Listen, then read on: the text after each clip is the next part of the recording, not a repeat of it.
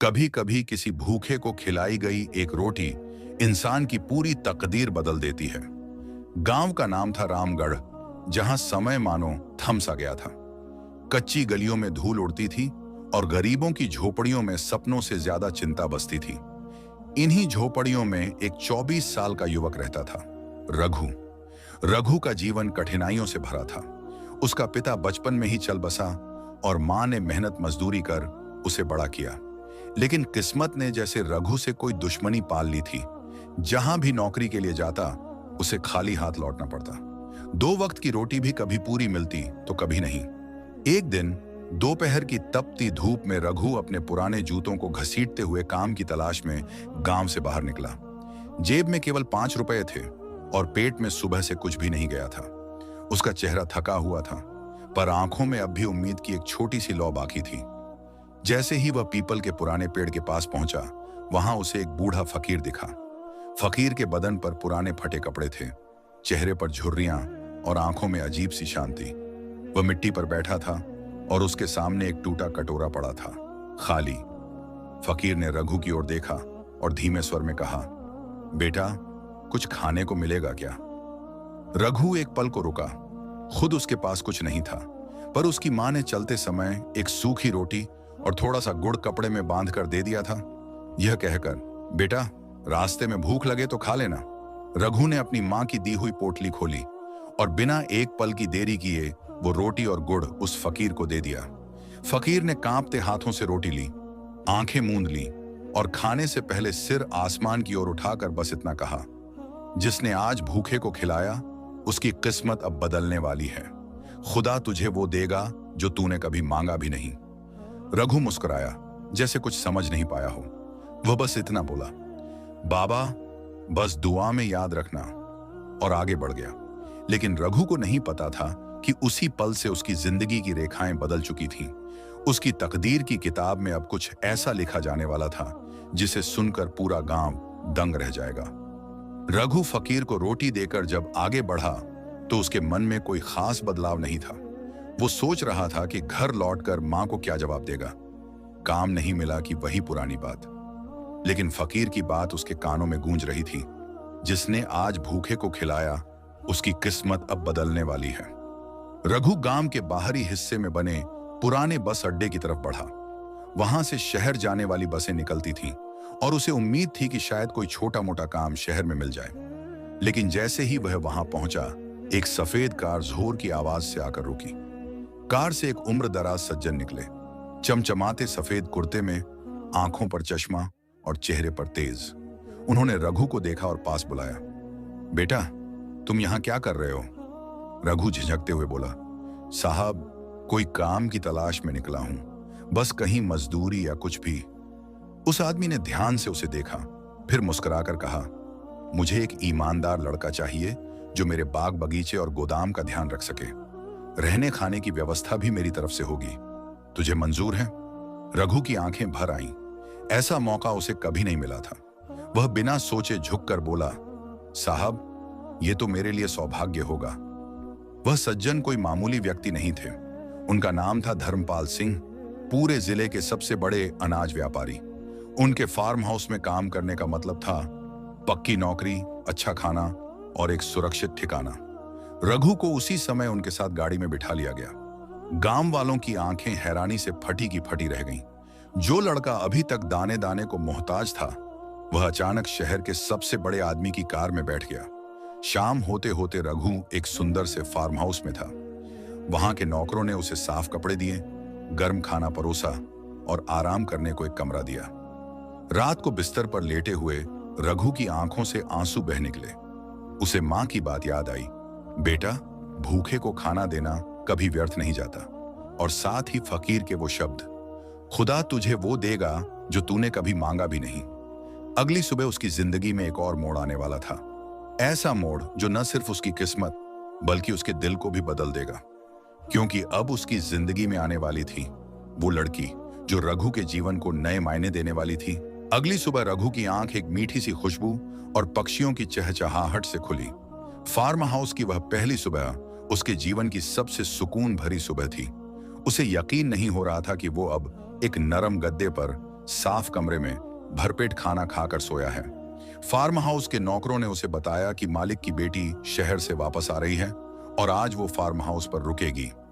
रघु को निर्देश दिए गए कि वो बगीचे की साफ सफाई अच्छे से कर दे, क्योंकि संध्या मैम को फूलों से बेहद प्यार है। रघु अपने काम में लग गया। उसके हाथों में मेहनत की लकीरें थीं और आंखों में सच्चाई की चमक। उसने पूरे मन से बगीचे को सजा दिया। गुलाब, चमेली और रजनीगंधा की कतारें नई जान पड़ने लगी। दोपहर होते होते एक नीली कार फार्म हाउस में दाखिल हुई। रघु ने पहली बार उसे देखा। एक सुंदर सादी सलवार कुर्ता पहनी लड़की, चेहरे पर आत्मविश्वास और आंखों में गहराई। संध्या। संध्या ने जैसे ही बगीचा देखा, मुस्कुराई और बोली, वाह, इतना सुंदर बगीचा पहले कभी नहीं लगा।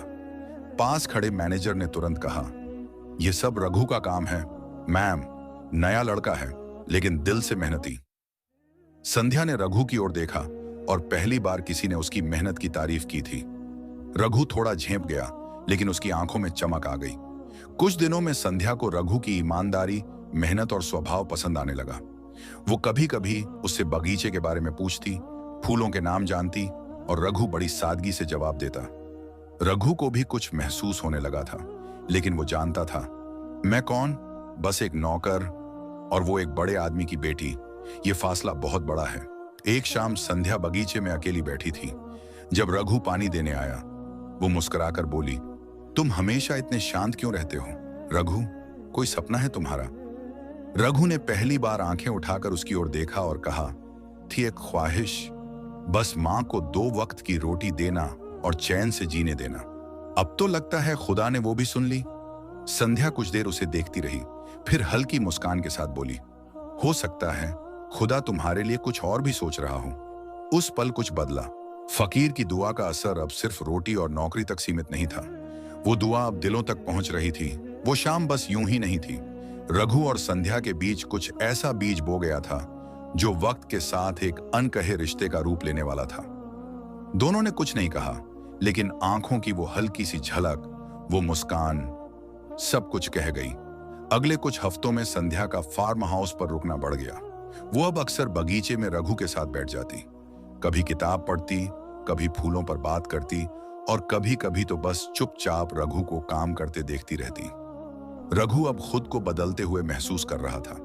उसके कपड़े साफ सुथरे रहने लगे, बाल सलीके से कटवाता और चेहरे पर आत्मविश्वास साफ झलकने लगा। लेकिन एक बात आज भी उसके दिल में कांटे सी छुपती थी, वो फर्क जो उनके दरमियान था। एक दिन फार्म हाउस में एक बड़ी पार्टी रखी गई। धर्मपाल जी के शहर के बड़े व्यापारी और रिश्तेदार आने वाले थे। संध्या ने रघु से कहा, तुम भी अच्छे से तैयार होकर आना, आज तुम्हें सबसे मिलवाना है। रघु चौंक गया। मैम, मैं सिर्फ एक नौकर। संध्या ने बात काटी, तुम अब सिर्फ नौकर नहीं हो रघु, इस फार्म हाउस की रौनक हो और मेरे बहुत अच्छे दोस्त भी। रघु की सांसें रुक सी गईं। पहली बार किसी ने उसे इतने अपनेपन से देखा था। रात को पार्टी शुरू हुई। रघु साफ कुर्ता पायजामा पहनकर थोड़े झिझकते हुए आया, पर जैसे ही संध्या की नजर उस पर पड़ी, उसकी आंखों में कुछ खास चमक आ गई। पार्टी में सब कुछ अच्छा चल रहा था, लेकिन तभी एक रिश्तेदार ने मजाक में कहा, अरे संध्या, ये कौन है? नया माली है क्या? बड़े प्यार से देख रही हो इसे। कमरे में अचानक खामोशी छा गई। संध्या ने बिना हिचके कहा, ये रघु है, जिसने मेरे इस बगीचे को फिर से जिंदा किया है और जिसने मुझे सिखाया कि इंसान का दर्जा उसके कपड़ों से नहीं, उसकी मेहनत से तय होता है। धर्मपाल जी थोड़े गंभीर हो गए। उन्होंने सबके सामने कुछ नहीं कहा, लेकिन उनके चेहरे पर सवाल थे। पार्टी खत्म होने के बाद रघु वापस अपने कमरे में चला गया, आंखों में सवाल लिए हुए।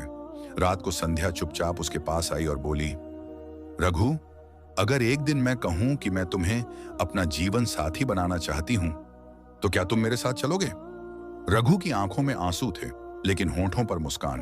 पर इस रिश्ते के बीच अब एक बहुत बड़ी दीवार खड़ी होने वाली थी। धर्मपाल सिंह की असहमति। धर्मपाल सिंह की आंखों में चिंता थी। उनकी बेटी संध्या, जो उनकी आंखों का तारा थी, अब एक नौकर से लगाव रखने लगी थी। वो भी एक गरीब लड़का जो कल तक अपने लिए खाना नहीं जुटा पाता था। रात के खाने पर धर्मपाल जी ने संध्या से सीधा सवाल किया, क्या तुम उस लड़के को पसंद करने लगी हो? संध्या ने बिना झिझक कहा, पापा, रघु सिर्फ एक मजदूर नहीं है, उसके अंदर जो इंसान है वो बहुत बड़ा है। धर्मपाल ने सख्ती से कहा, उसके पास क्या है संध्या? ना पैसा, ना रुतबा, ना नाम।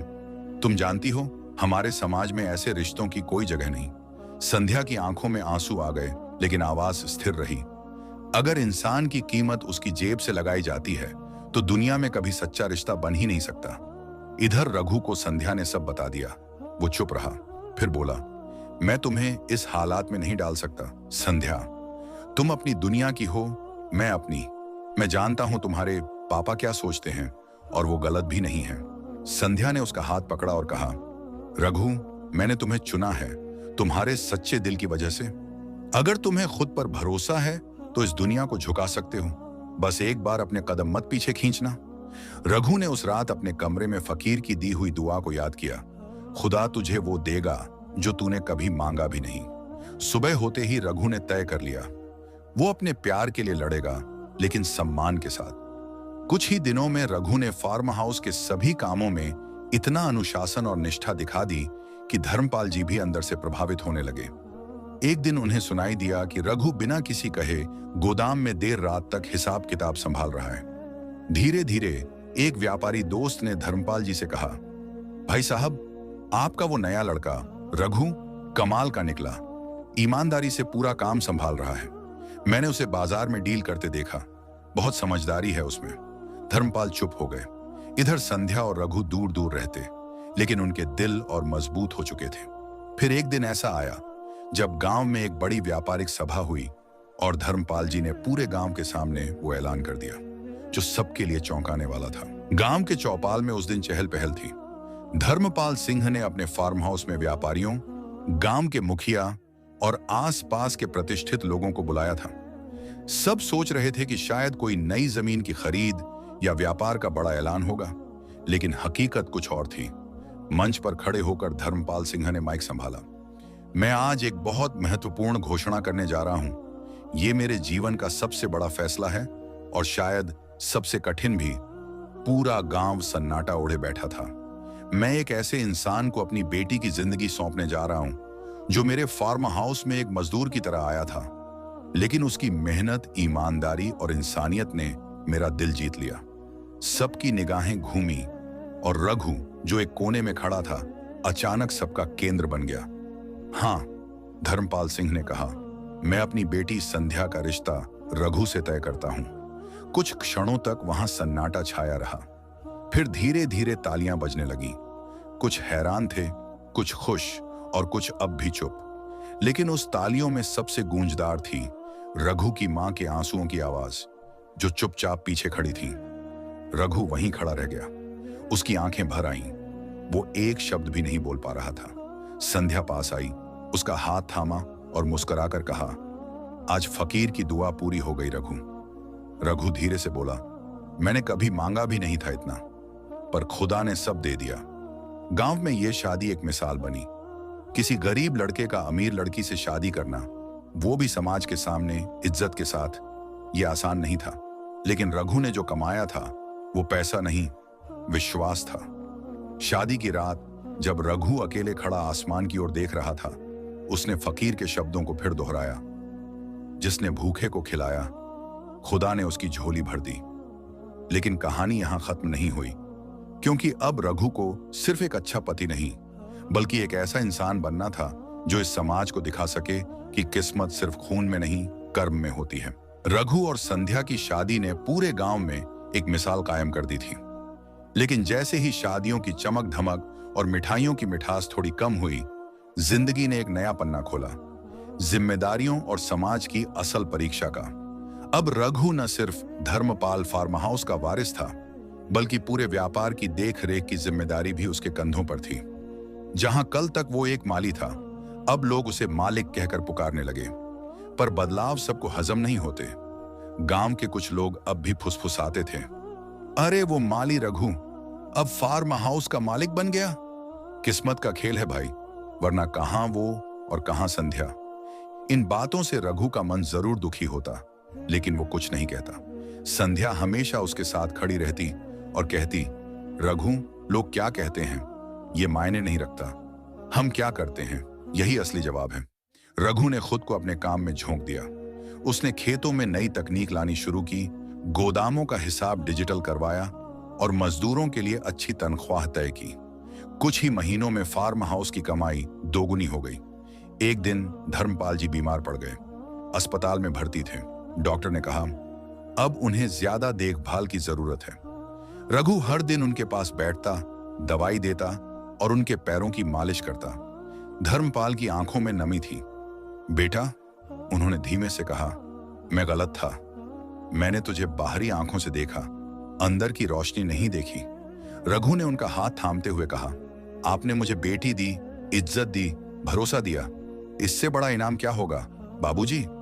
संध्या उस पल चुपचाप दरवाजे पर खड़ी थी। उसके चेहरे पर गर्व था। इधर गांव वालों का रवैया भी बदलने लगा।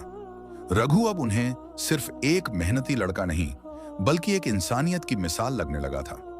लोगों ने उसे पंचायत सदस्य बनाने की मांग उठाई, पर ठीक उसी वक्त गांव में एक पुरानी दुश्मनी की आग फिर से सुलगने लगी। एक पड़ोसी जमींदार जो कभी धर्मपाल का रकीब था, अब रघु की तरक्की से जल रहा था। वो कोई ऐसी चाल चलने वाला था जो रघु के पूरे जीवन को हिला सकती थी। गांव में बेमौसम बारिश हो रही थी। आसमान में बादल गरज रहे थे, जैसे कुछ अनहोनी होने वाली हो। रघु फार्म हाउस से निकल ही रहा था कि गांव के पुराने दुश्मन वीर सिंह के आदमियों ने रास्ता रोक लिया। बहुत ऊंचा उड़ने लगा है तू रघु, वीर सिंह सामने आया। याद रख, जिस खेत से तूने रोटी खाई है वो जमीन अब मेरी है। रघु चुपचाप सुनता रहा, लेकिन उसकी आंखें डगमगाई नहीं। अगर जमीन के कागज तुझसे हैं तो गांव के दिल हमारे साथ हैं, रघु बोला। गांव के लोग जो कभी रघु को बस एक गरीब माली मानते थे, आज उसके साथ खड़े थे। हर आदमी, हर औरत, सब रघु के लिए निकल आए। वीर सिंह की चाल नाकाम हो गई। पुलिस ने उसे गैर कानूनी दस्तावेजों के साथ पकड़ लिया। बारिश अब रुक चुकी थी। रघु वापस फार्म हाउस आया, जहां धर्मपाल जी ने पहली बार उसके कंधे पर हाथ रखकर कहा, अब ये सब कुछ तुम्हारा है बेटे, मेरा नहीं। संध्या पास आई और बोली, आज अगर वो फकीर सामने होता तो शायद वो खुद भी रो देता। अपनी दुआ की ताकत देखकर रघु ने आसमान की ओर देखा और हैरानी से उसकी आंखें खुल गईं।